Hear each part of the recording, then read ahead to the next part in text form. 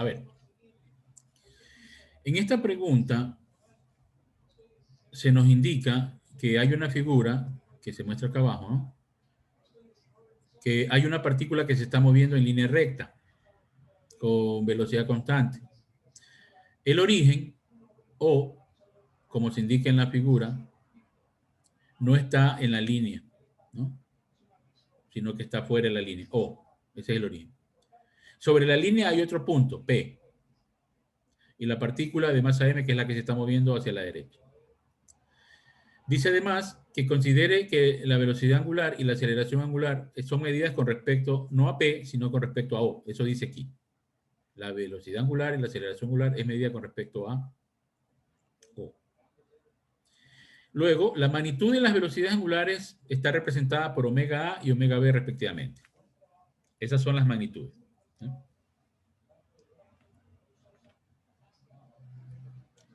¿Cuál de las siguientes afirmaciones es verdadera? Entonces aquí hay varias afirmaciones respecto a la relación que existe entre la magnitud de la velocidad angular de A con la de B.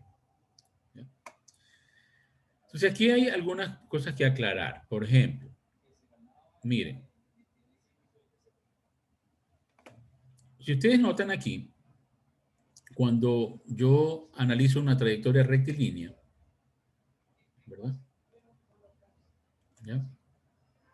Entonces tengo un origen con respecto al cual mido la posición. Entonces yo tengo aquí un vector de posición inicial, un vector de posición final, para medir cómo cambia la posición, ¿ya?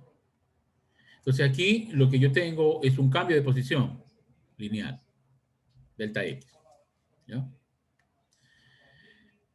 Y no hay ningún desplazamiento angular, aquí hay un desplazamiento lineal. Entonces eso ocurre si yo lo miro desde P. Si yo miro desde P, cuando la partícula se mueve y pasa por A, pasa por B, lo que se observa desde P es un cambio de posición lineal, no un cambio de posición angular. No hay. Y por esa razón, omega sub A es igual a omega sub B y es igual a omega sub L, es decir, en cualquier punto. Vale cero la velocidad angular. Vale cero. Porque no hay qué cosa. No hay un desplazamiento angular producido. Esto vale cero. ¿Ya? Pero ¿qué ocurre? El problema dice, no lo miren desde P, mírenlo desde O. Entonces, desde O es otra historia. Ustedes tienen aquí un vector de posición que en un instante inicial está aquí.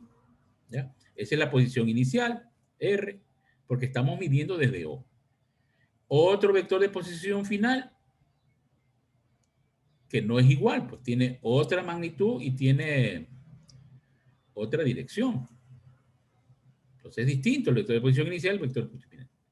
Entonces, cuando usted mira el cambio de R, usted va a ver que aquí hay, pues, un recorrido, ¿no? Aquí hay un recorrido. Claro, dice, la velocidad es constante. Sí. La velocidad es constante.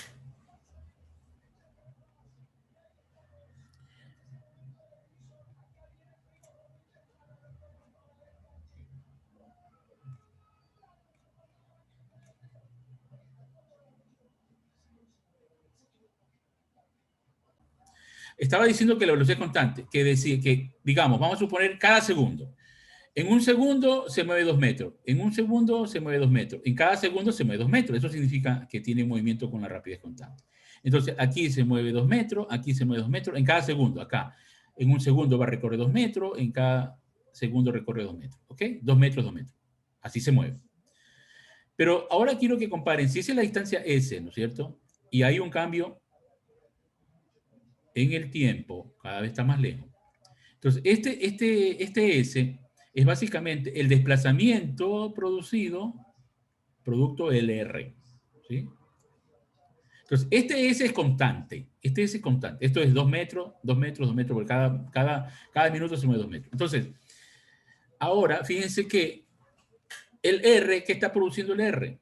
El R entre A y B, cada vez que se aleja, porque B está más lejos de A con respecto a O. Entonces, el R, usted va a ver que crece, ¿no? Está aumentando. Cuando va de A a B, el R crece. ¿Y qué debería haber si usted compara este desplazamiento, llamémoslo a este de aquí, teta sub A, que es el desplazamiento alrededor de A, y este de aquí, que se ve como teta sub B, que es el desplazamiento producido alrededor del punto B? Entonces la pregunta es, ¿el desplazamiento de A con respecto al desplazamiento de B es igual? ¿Son diferentes? Entonces usted para responder esa pregunta tiene que analizar esto para ver. Ese es constante, sí, porque si yo lo veo con el método lineal, sí, cada segundo se mueve 2 metros, siempre se mueve 2 metros, porque es un movimiento de rapidez constante. Entonces, esto no cambia. El producto no cambia, pero si conforme me muevo de A a B, R sí cambia, porque R aumenta, ¿qué le pasa al desplazamiento? Debe disminuir. Entonces, el primer desplazamiento alrededor de A va a ser mayor que el desplazamiento alrededor de B. Y dado que omega es la relación del desplazamiento producido para el tiempo empleado, ¿sí? Entonces, al tener esto, que yo comparar, fácilmente puedo concluir que no son iguales, pues, los valores de omega, las magnitudes de la rapidez angular. ¿Por qué? Porque estos, a pesar de que el intervalo de tiempo es igual, hemos dicho que los desplazamientos angulares son distintos. Entonces, conclusión, la velocidad angular de A es mayor que la de B. Punto 1. Vamos a la siguiente pregunta.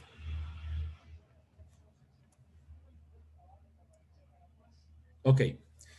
Dice, seguimos con la trayectoria rectilínea, esa partícula que se mueve hacia la derecha, pasando por los puntos A, B, etc. Pero ahora nos piden encontrar la dirección del vector velocidad angular en ese punto A.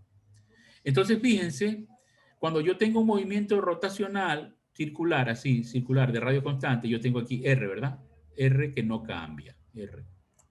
Y si yo tengo el origen, ¿dónde está el origen? Aquí adentro del círculo, adentro está el origen. Y cuando yo digo, ok, este vehículo se mueve en esta dirección, en este giro, entonces aplico la regla de la mano derecha y digo, ok, aquí en este punto, en este instante, va a ser el símbolo trazado por un círculo y el pulgar que me dice para dónde va. Entonces aquí está un puntito. Entonces, perpendicular al plano de la diapositiva y saliendo de él. Ese es el vector omega. ¿De acuerdo? Entonces, imagínese ahora que usted tiene acá R, así. Entonces, tiene R, tiene la dirección en la que se mueve, tiene la velocidad, y hemos dicho que estos vectores, por lo menos omega, va a ser perpendicular, en este caso, al plano de la diapositiva. Es decir, es perpendicular, debe ser perpendicular a R, ¿no? ¿Sí? Y debe ser perpendicular a la velocidad. Porque esto podría vérselo así, como si esto es un movimiento que hace algo así, viene acá y da la vuelta y hace algo así, ¿verdad? Entonces estamos aquí. Este es el origen. Y usted está viendo esto. ¿Eh? Que se está moviendo aquí, en esta línea. Entonces es un vector que, si tiene esta dirección, pues es perpendicular a esto y entrando. Bueno, solamente dice si es perpendicular, ¿no? Nada más. Pero, ¿qué sentido? Entrando al plano. ¿De acuerdo? Vamos a ver la tercera pregunta. La tercera es el mismo gráfico lineal, pero ahora hay que observar qué pasa con el vector de aceleración angular, alfa. ¿Ya? Entonces, acuérdense que usted va a tener aquí que averiguar si la aceleración angular, o sea, alfa, es cero, distinta de cero. Entonces usted reconoce, ¿no? La aceleración angular media es una medida de la variación de omega con respecto al tiempo.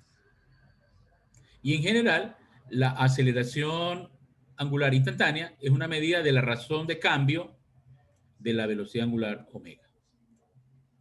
Entonces, para que exista aceleración angular, tiene que existir un cambio, es decir, tiene que haber una variación de la velocidad angular. ¿Sí?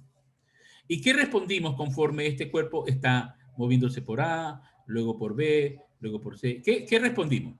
Que omega de A es mayor que omega de B, y va a ser mayor omega de B que omega de L, porque va a ir disminuyendo, ¿no? Omega va a ir disminuyendo conforme se mueve a lo largo de esta línea, vista desde O.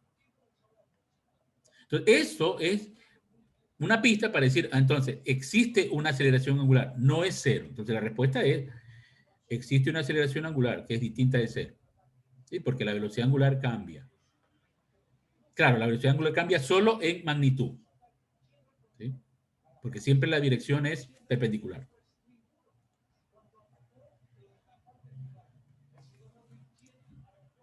Vamos con la última pregunta. En esta última pregunta tiene ahora que responder la magnitud de la aceleración angular. ¿Ve? La magnitud de la aceleración angular. Entonces, si yo estoy observando que la velocidad angular está decreciendo, está disminuyendo, ¿qué tiene que producirse para que esto se cumpla? Ya hemos dicho que existe una aceleración, que es distinta de cero, pero la orientación debe ser que este alfa debe estar en tal sentido que provoque una disminución. Es decir, que si el sentido del vector omega es perpendicular al plano, ¿no? Y entrando, este es el vector omega, perpendicular al plano. Esto es la dirección. Entonces, el vector alfa tiene que tener sentido contrario. Tiene que ser saliente. Ambos perpendiculares. Porque esto muestra que la rapidez angular, la magnitud, va a ir disminuyendo, va a ir decreciendo conforme se mueve.